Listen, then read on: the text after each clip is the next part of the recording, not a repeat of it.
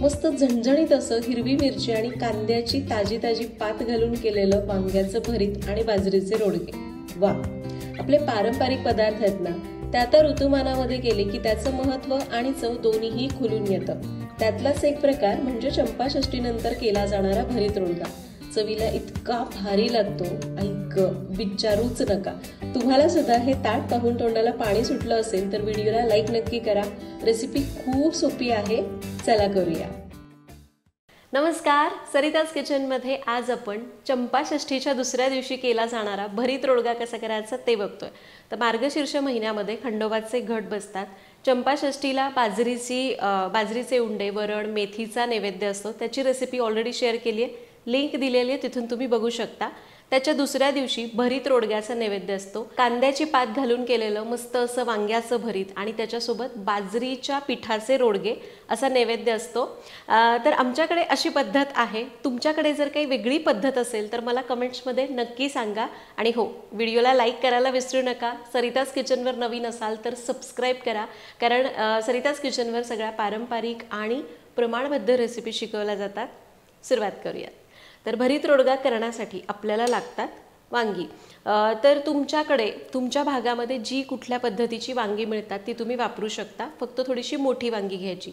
खरं तर तुम्ही जर जळगावचे असाल तर ती हिरवी मोठी जळगावी भरताची वांगी मिळतात, ती वापरा. पण ती जांभळी एकदम अशी फुसकी वांगी असतात, ती भरताला वापरायची नाहीत. त्यामुळे मला आठवते माझी आई अशी काटेरी पण मोठी वांगी वापरायची. जी आपण भाजीला वापरतो ना तीच, पण त्यातलं थोडंसं मोठं झालेलं वांग. तर मला फार मोठी वांगी मिळाली नाहीत, त्यामुळे मी अशी थोडीशी मोठी 4 काटेरी वांगी घेतलेली आहेत. मोठी असतील तर 2च घ्या.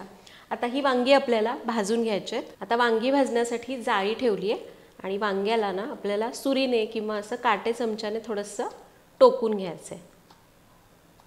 आणि ही वांगी जाळीवर चांगली सगळ्या बाजूने भाजून घ्यायची. फक्त लक्षात ठेवा की वांगी किडकी नसावीत. तर गॅस आता मोठा करूयात आणि वांगी चारही बाजूने भाजून घेऊ. एका बाजूने भाजून झालं की वांग फिरवून घ्यायचं आणि सगळीकडनं भाजून घ्यायचं. तर आपली वांगी मस्त भाजून झालेली आहेत आणि आता ही वांगी काढून घ्यायची आहेत. वांगी पूर्ण थंड करून घेऊयात आणि मग याचं साल काढून घेऊ. तर वांगी पूर्ण थंड झालेली आहेत. थंड झाली की याचं साल लगेच निघतं. याचं साल काढून घेऊयात. जेवढं शक्य होईल तेवढं साल काढून घ्यायचं. तर इथं आपण वांगी सोलून त्याला असं मॅश करून घेतलेलं आहे. आता आपण भरीत करायला सुरुवात करू. तर भरीत करण्यासाठी कढईमध्ये घ्यायचं आहे 2 ते 3 चमचे तेल. हे सरिताज किचनचं लाकडी घाण्याचं तेल आहे. सरिताज किचनची तेलं कांदा, लसूण, मसाला आणि बाकीचे सगळे प्रोडक्ट संपूर्णपणे केमिकल फ्री आहेत. तुम्हाला घ्यायचे असतील तर लिंक डिस्क्रिप्शन बॉक्समध्ये दिलेली आहे. तेल चांगलं तापलं की यामध्ये घालू पाव चमचा मोहरी. मोहरी तडतडली की घालू पाव चमचा जिरं, पाव चमचा हिंग. त्याचबरोबर इथं मी 10-12 लसूण पाकळ्या आणि 5-6 तिखट हिरव्या मिरच्या ठेचून घेतलेल्या आहेत. हा लसूण मिरचीचा सगळा ठेचा घातला. तुम्ही मिरचीचं प्रमाण आवडीप्रमाणे कमी जास्त करू शकता. आता गॅस कमी करून गेला, थोडंसं परतून घ्यायचं आहे. शक्यतो या भरताला तिखट मिरची वापरायची, चव छान लागते. परतून घेतल्यानंतर यामध्ये आपल्याला कांद्याची पात घालायची. तर इथं मी ताजी कांद्याची पात असते, तर त्याच्या साधारण एक 3-4 कांड्या घेतल्या. तो कांदा सोलून घेतला आणि कांद्यासहित ही पात चिरून घेतलेली आहे. तर साधारण 3-4 कांड्या घेतलेल्या आहेत. 1 कपभर पात असेल. याला आता परतून घ्यायचं आहे. 1-2 मिनटं कांद्याची पात परतून घेऊ. कांद्याची पात 2 मिनटं परतली. आता यामध्ये घालायची भरपूर अशी बारीक चिरलेली कोथिंबीर. सोबतच आपण भाजून घेतलेलं सगळं वांगं घालायचं आहे. चवीपुरतं मीठ घालायचं आणि याला परत चांगलं 5-6 मिनिटं परतून घ्यायचं. तर ही भाजी मी स्टीलच्या कढईमध्येच करते आहे. लोखंडाच्या कढईमध्ये केली तर याला रंग खूप मस्त येतो. त्यामुळे तुमच्याकडे जर लोखंडी कढई असेल तर नक्की करा. माझ्याकडे आत्ता अवेलेबल नव्हती म्हणून मी साध्या कढईत केलेली आहे. तर हे भरीत आपण 3-4 मिनिट चांगलं परतून घेतलेलं आहे. तर यामध्ये जर तुम्हाला दाण्याचा कूट घालायचा असेल तर तुम्ही घालू शकता. फक्त तो सगळ्यात शेवटी घाला. मिसळून गॅस लगेच बंद करा, कारण जर खूप आधी घातला तर तो कूट गिळगिळीत होतो आणि भरतामध्ये ती चव येते. शेवटी घालून लगेच गॅस बंद केला तर कूट तसा छान कुरकुरीत राहतो. फक्त तो थोडा जाडसर घाला. आता आपल्या पारंपरिक पद्धतीची खासियत सांगते की कांद्याची पात किंवा ताजी ताजी जी वांगी असतात ती थंडीच्या दिवसामध्ये येतात, आपल्या शरीराला ती पचायला सुद्धा हलकी असतात आणि त्यामुळे आपण खरं त्या सीझनमधल्या भाज्या खाव्यात. पण वांग आणि कांद्याची पात हे दोन्हीही पचायला थोडेसे जड असतात.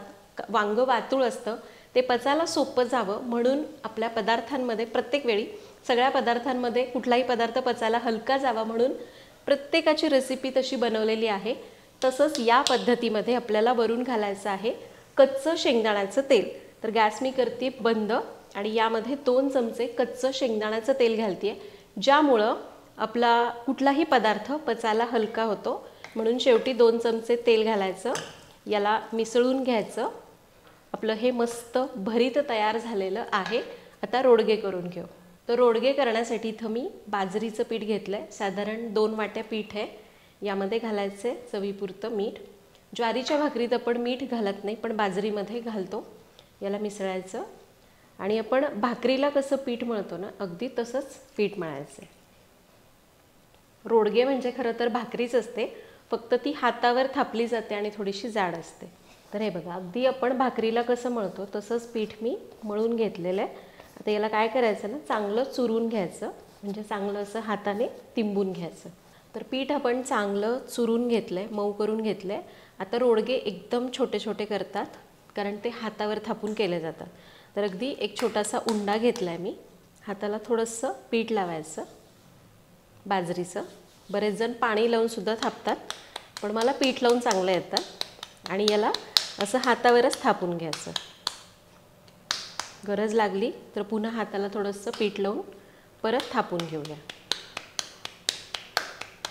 रोडगा हा फार पातळ नसतो, थोडासा जाडच करतात. तुम्हाला अगदी वाटलं तर छोटी भाकरी केली तरी चालेल, जर रोडगे तुमच्याकडे खाल्ले जात नसतील तर. कारण काय आहे ना, पदार्थ पोटात जाणं महत्त्वाचं आहे. उगाचच फक्त करायचे, कोणाला आवडत नाही तरी पण करणं म्हणजे चुकीचं आहे.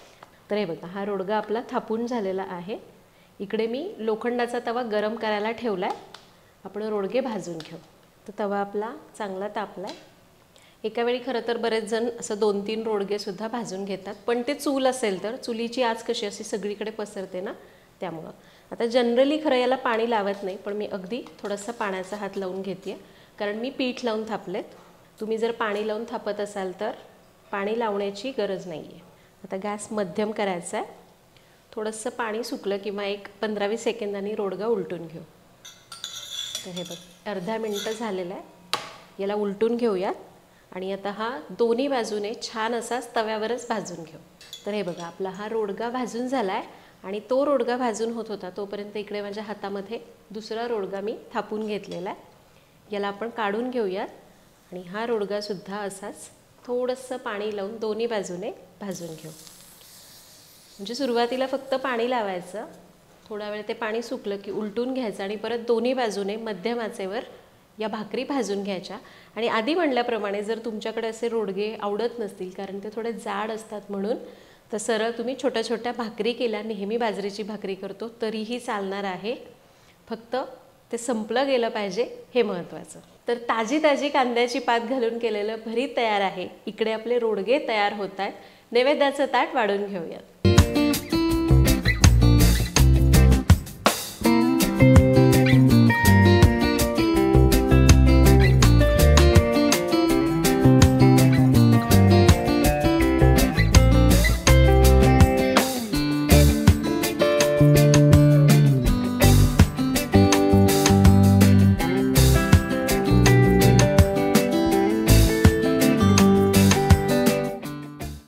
अशा प्रकारे आज आपण चंपाषष्ठीच्या दुसऱ्या दिवशी केला जाणारा नैवेद्य भरीत आणि रोडगा कसा करायचा ते बघितलं.